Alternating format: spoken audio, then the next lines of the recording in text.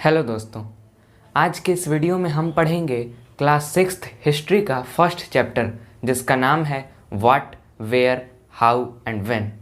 तो सबसे पहला सवाल यह आता है कि इस चैप्टर का नाम what, where, how and when क्यों पढ़ा। आखिर हमें इस चैप्टर में पढ़ना क्या है?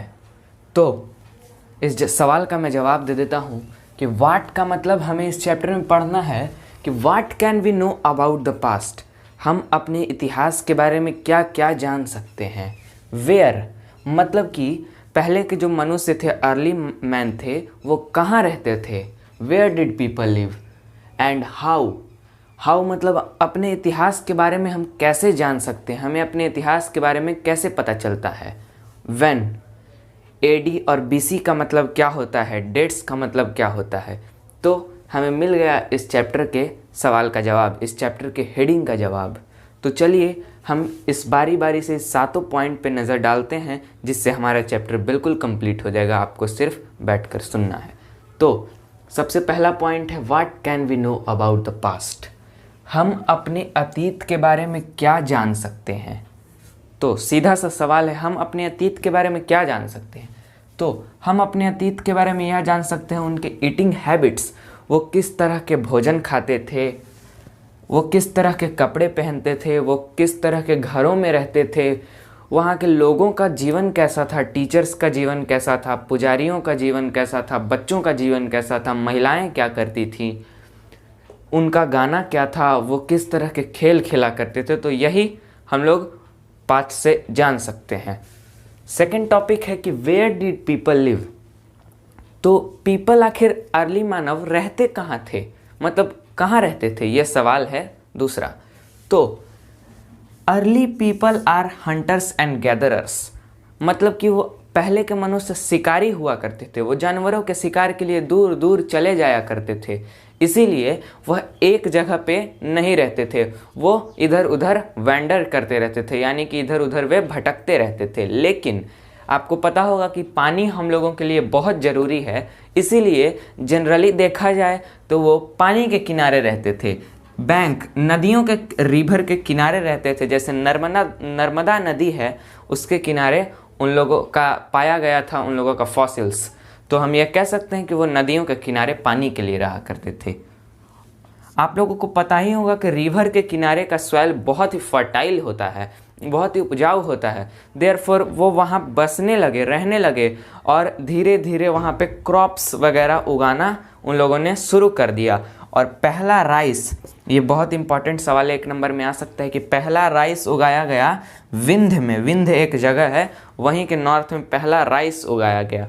और आप लोगों को यह पता चल गया कि वे लोग नदियों के किनारे रहते थे, इसीलिए लगभग 5000 साल पहले इंडस नदी, एक इंडस नदी है जिसका मतलब होता है सिंधु नदी, उसके किनारे बहुत सारे सिटीज़ वगैरह का हम लोगों को पता चला। 5000 साल पहले लोग उस नदी के किनारे रहते थे और वही आगे चलकर इंडस वैली सिविलाइजेशन के नाम से जाना गया। और 2500 साल पहले भी एक सिटीज़ फ्लोरिस हुआ, निकल कर उभर कर, मतलब वहाँ लोग रहते थे और हम लोगों को बाद में पता चला वो गंगा और उसके ट्रिब्यूटरीज के किनारे रहा करते थे, जो कि बाद में मगध सिविलाइजेशन के नाम से जाना गया। वे हम लोग आगे की कक्षाएं में पढ़ेंगे। नेक्स्ट टॉपिक है हमारा travelling of the people.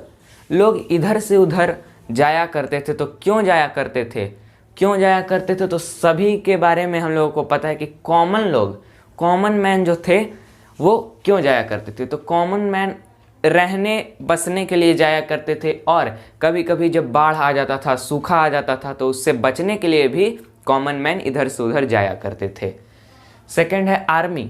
Army लोग वार के लिए जाती थी और वहीं पे फिर बस जाती थी, कभी कभी वो आर्मी वहीं पे बस जाती थी, जीत जाती थी तो वहीं पे बस जाती थी। मर्चेंट, व्यापारी लोग ट्रेड के लिए जाते थे। और रिलीजियस टीचर जो हैं अपने धर्म को बढ़ाने के लिए जाते थे। और बहुत सारे लोग घूमने फिरने के लिए भी जाते थे। तो जाने का आखिर प्रभाव क्या पड़ा, इसके इफ़ेक्ट्स क्या क्या हैं? तो पहला इफ़ेक्ट है कि कल्चरल ट्रेडिशन का आदान प्रदान हुआ। जैसे लोग अपने आर्ट वगैरह को शेयर करने लगे दूसरे के, जैसे पत्थर से तोड़ तोड़ के कोई टूल बनाया जाता था, कोई सामग्री बनाया जाता था, तो इधर से उधर लोग जाके एक दूसरे को सिखाया करते थे। तो इससे ट्रेडिशन और बढ़ता गया, आर्ट बढ़ता गया। नेक्स्ट टॉपिक है हमारा नेम ऑफ द लैंड। पहला है इंडिया। हमारा देश का नाम इंडिया क्यों पड़ा? Due to Indus river, Indus Sindhu नदी है, उसके कारण, जो कि संस्कृत में सिंधु के नाम से जानी जाती है, उसके कारण हमारा देश का नाम इंडस पड़ा। तो कैसे इंडिया पड़ा? तो कैसे पड़ा? ईरानी और ग्रीक हमारे देश में नॉर्थ वेस्ट से व्यापार के लिए आते थे करीब 2500 साल पहले। तो वो इंडस नदी से भली भांति परिचित थे, वो जानते थे कि इंडस नदी है, और उन्होंने कहा कि the land east to the river was called India. मतलब कि इंडस नदी के ईस्ट में जो लैंड है उसी को उन्होंने इंडिया का नाम दिया। तो आप लोग समझ गए होंगे कि हमारे देश का नाम इंडिया क्यों पड़ा। नेक्स्ट है भारत क्यों पड़ा? तो name Bharat was use was a group of people. Bharat नाम जो है वो ऐसे लोगों के लिए होता है जो नॉर्थ वेस्ट में रहा करते हैं, विच इज जो कि ऋग्वेदा में भी मेंशन्ड है। ऋग्वेदा आप लोगों को पता होगा कि सबसे पुराना वेद है। नेक्स्ट टॉपिक है हमारा फाइंडिंग अबाउट द पास्ट। हम अपने अतीत के बारे में और क्या जान सकते हैं? शुरू में हमने जाना कि हम यह जान सकते हैं कि वह कैसे रहते थे, किस तरह के कपड़े पहनते थे, क्या क्या करते थे, लेकिन उसके बावजूद और क्या जान सकते हैं? तो we can found many hand written books of over 100 years. मतलब कि 1000 साल पहले के बहुत सारे हाथ से लिखी हुई किताबें हम लोगों को मिली।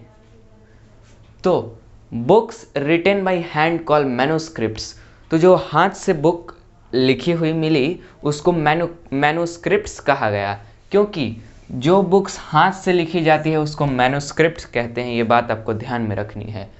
मैन्यू का अर्थ है hand in Latin language, therefore manuscript यानी हाथ से लिखी हुई स्क्रिप्ट। समझ में आ गया होगा। तो ये मैन्युस्क्रिप्ट्स जनरली पाम लीव्स, पत्तों वगैरह पर लिखी जाती थी। और इस किताब में, इस मैन्युस्क्रिप्ट में क्या क्या टॉपिक हुआ करते थे, किस बारे में ये लिखी जाती थी? तो ये जनरली साइंस, मेडिसिन, लिटरेचर वगैरह के बारे में लिखी जाती थी। और इसका language generally Sanskrit, Pali and Tamil था। तो ये तो हो गया कि हम पास्ट के बारे में मैन्युस्क्रिप्ट से जान सकते हैं। और हम पास्ट के बारे में किस चीज़ से पता लगा सकते हैं? तो दूसरा है इंस्क्रिप्शन। तो इंस्क्रिप्शन आखिर होता क्या है भाई?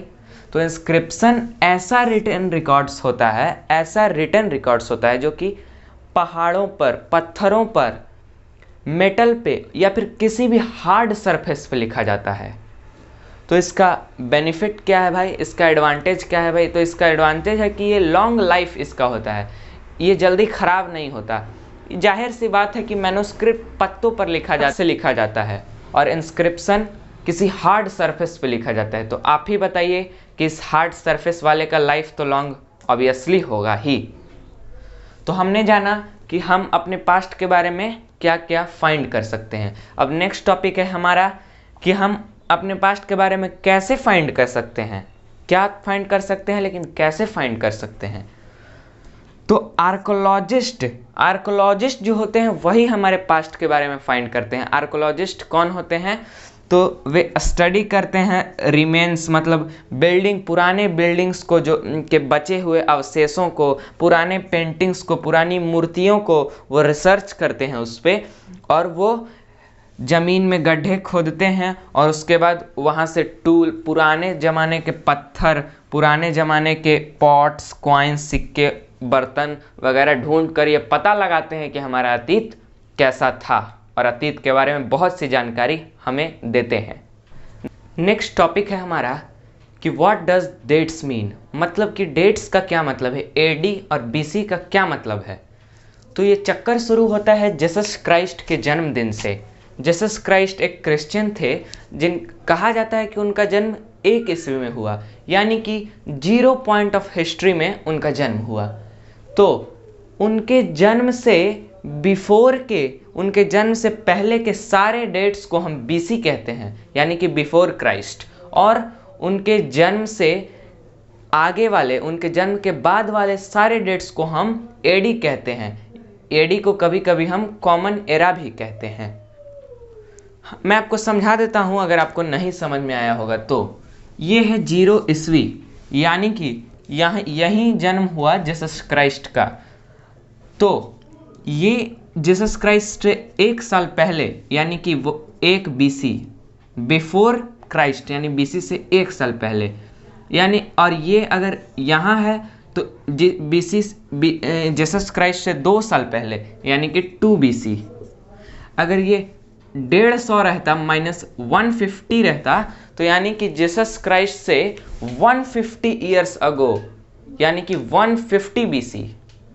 अब आपको समझ में आ गया होगा। अगर यहाँ 4 रहेगा तो 4 एडी, जीसस क्राइस्ट के 4 साल बाद। अगर ये रहेगा 200 ईयर रहेगा तो जीसस क्राइस्ट से 200 ईयर्स बाद। तो आपको ये एडी और बीसी का चक्कर समझ में आ गया होगा, ये मैं उम्मीद। नेक्स्ट और लास्ट टॉपिक है हमारा रोसेटा स्टोन ऑफ इजिप्ट। तो इसकी कहानी यह है कि एक रोसेटा स्टोन पाया गया इजिप्ट में, जिसमें कि एक इंस्क्रिप्शन और 3 डिफरेंट लैंग्वेज उस स्टोन पे, यानी कि उस पत्थर पे लिखे हुए थे। इंस्क्रिप्शन का मतलब तो आप जानते हैं कि पत्थर को खुदाई करके कुछ लिखना। तो 3 मतलब एक इंस्क्रिप्शन और 3 डिफरेंट लैंग्वेज में लिखी हुई थी, जिसमें 2 ग्रीक लैंग्वेज था और 1 इजिप्टियन लैंग्वेज था। और बहुत सारे इंस्क्रिप्शन जिसमें स्क्रिप्ट और लैंग्वेज दोनों पाया जाता है, उसको लैंग्वेज को पता कर पाना बहुत मुश्किल होता है, क्योंकि लैंग्वेज समय के साथ साथ बदलते रहते हैं। तो वैसे चीज़ों को समझने में बहुत ज़्यादा दिक्कत होता है। तो आर्कोलॉजिस्ट उससे एक प्रोसेस के माध्यम से समझते हैं, जिसको कि हम कहते हैं डिसिपेचमेंट। तो दोस्तों, वीडियो अंत तक देखने के लिए दिल से धन्यवाद।